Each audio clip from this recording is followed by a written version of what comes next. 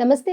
Welcome to our channel. Senior journalist Damu Balaji గారు ఉన్నారు. వారితో మాట్లాడదాం. సార్ నమస్తే సార్. నమస్తే. సోఫాలు వెళ్తేనే సినీ ఇండస్ట్రీ సమస్యలు సాల్వ్ అవుతాయి అని అంబటి రాంబాబు గారు నిన్న వ్యాఖ్యలు చేశారు సార్. అసలు సోఫాలు వెళ్ళడం ఏంటి? ఆయన వ్యాఖ్యల వెనుకున్న అర్థం ఏంటి? ఆయన చేసిన వ్యాఖ్యలు నిజమేనా?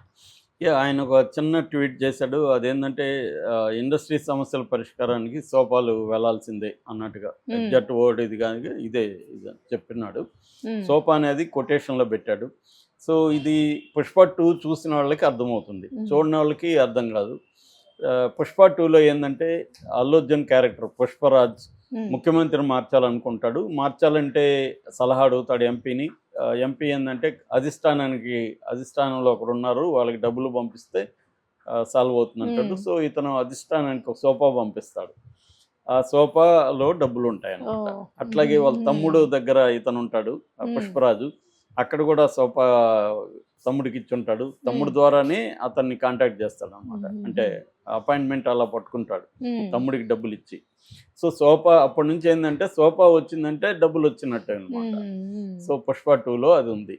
సో అలాగే సోఫా వెళ్ళాలి అంటే ఎవరికి ఎక్కడి నుంచి వెళ్ళాలి? సినిమా ఇండస్ట్రీ నుంచి రేవంత్ రెడ్డికి సోఫా వెళితే సినిమా ఇండస్ట్రీ సమస్యలు పరిష్కారం అవుతాయి అనేది అంబటి రాంబాబు ఉద్దేశం. మామూలుగా నీకు ఆంధ్ర వాడు నీకేం సంబంధం అనేది అంటారు. కాకపోతే సినిమా ఇండస్ట్రీ కాబట్టి ఒకప్పుడు జగన్ని వీళ్ళు క్యారీ చేయలేదు.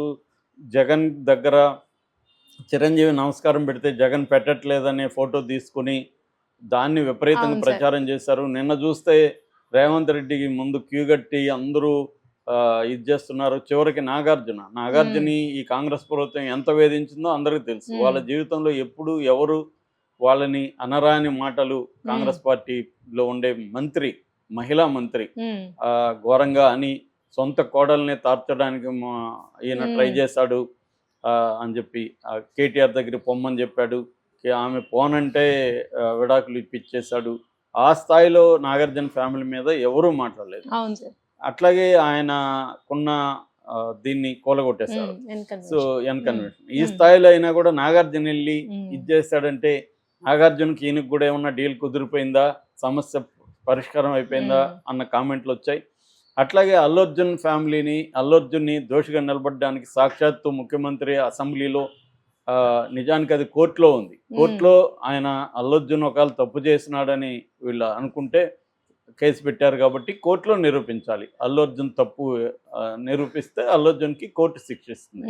కానీ అసెంబ్లీలో అల్లు అర్జున్ విషయాన్ని రాష్ట్రంలో ఇతర సమస్యలు లేనట్టు అంటే ఫర్ ఎగ్జాంపుల్ ఇప్పుడు గురుకుల దీంట్లో ఫుడ్ పాయిజనింగ్ జరిగి 50 మంది పైన చనిపోయారు, పదుల సంఖ్యలో హాస్పిటలైజ్ అయ్యారు.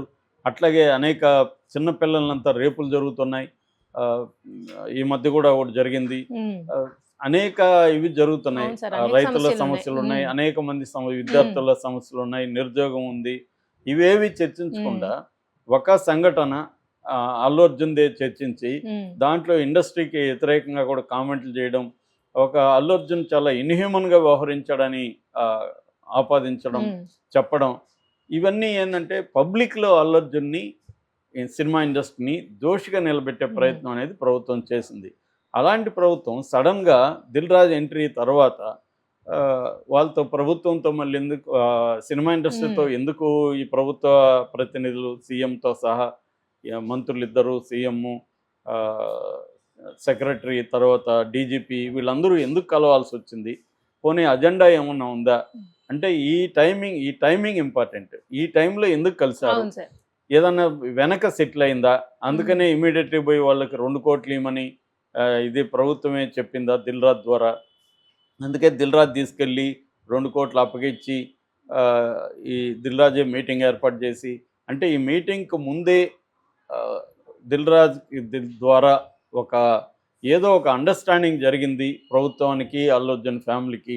జరిగినాక ఈ సినిమా ఇండస్ట్రీని అఫ్సీల్గా బయటకు కలిసినట్టుగా ఒక డ్రామా జరిగింది అన్న విమర్శలు ఇటు బీఆర్ఎస్ నుంచి ఇటు నెటిజన్స్ నుంచి వస్తూ ఉన్నాయి. ఈ కాంటెక్స్ట్లో ఆల్రెడీ బీఆర్ఎస్ ఎప్పటి నుంచో కూడా రేవంత్ రెడ్డి ప్రభుత్వం మీద తీవ్ర విమర్శలు చేస్తుంది. వీళ్ళు 1000 కోట్లు కాంగ్రెస్ రాహుల్ గాంధీకి పంపిస్తున్నాడు, 1000 కోట్లు తినేస్తున్నారు ఆర్ ట్యాక్స్ పేరుతో వసూలు చేస్తున్నారు అనేది బీఆర్ఎస్ కానీ ఇటు బీజేపీ కానీ విమర్శిస్తున్నాయి.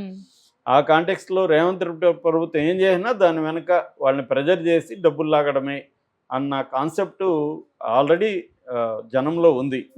దాన్నే అంబటి చెప్పాడు ఇండైరెక్ట్గా. అంటే ఈ ఇష్యూలో కూడా రేవంత్ రెడ్డి ఈ స్థాయిలో చేయడానికి కారణం డబ్బే అన్న ఉద్దేశాన్ని ఆయన ఎక్స్ప్రెస్ చేశారు. మామూలుగా చాలామంది ప్రజల్లో కూడా ఉన్న అభిప్రాయం ఏంటంటే రేవంత్ రెడ్డి ఎందుకు చేశాడు, అల్లు అర్జున్ ఈ స్థాయిలో ఇది చేయాల్సిన అవసరం ఏముంది, అది అందరికి కూడా విచిత్రం అనిపించింది. సరే అల్లు అర్జున్ తప్పు చేశాడు, ఒక ఆమె నిండు ప్రాణం పోయింది, ఒక బాబు ఐసీయూలో ఉన్నాడు, ఇప్పుడు ఐసీయూలో నుంచి బయటకు వచ్చాడు, కొద్దిగా బెటర్ అనుకోండి. మామూలుగా అటువంటి కండిషన్ ఉన్నప్పుడు ఖచ్చితంగా దానికి చర్య తీసుకోవాలనుకోవడం తప్పులేదు.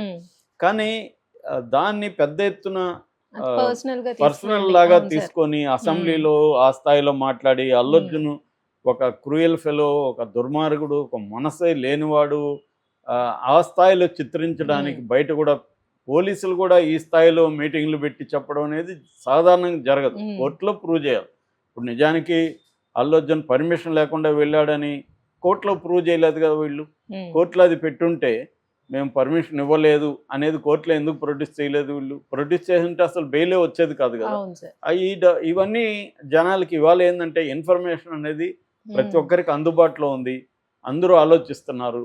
ఇంతకుముందు అంటే మెయిన్ మీడియా ఏమనుకుంటే ప్రజలను అదే నమ్మించేది. ఇవాళ మెయిన్ మీడియా అనుకుంటే 100 మీడియాలు మెయిన్ మీడియా డిఫరెంట్గా మాట్లాడే వచ్చేసాయి ప్లాట్ఫామ్స్. అందువల్ల ప్రజల్లో కూడా దీని పట్ల ఒక యూనిఫామ్ ఐడియా లేదు. కొంతమంది రేవంత్ రెడ్డిని సపోర్ట్ చేసేవాళ్ళు ఉన్నారు, కొంతమంది రేవంత్ రెడ్డిని వ్యతిరేకించే వాళ్ళు ఉన్నారు. ప్రతిపక్షాలు ఎలాగూ నేచురల్గా ప్రభుత్వం ఏం చేసినా వ్యతిరేకిస్తారు.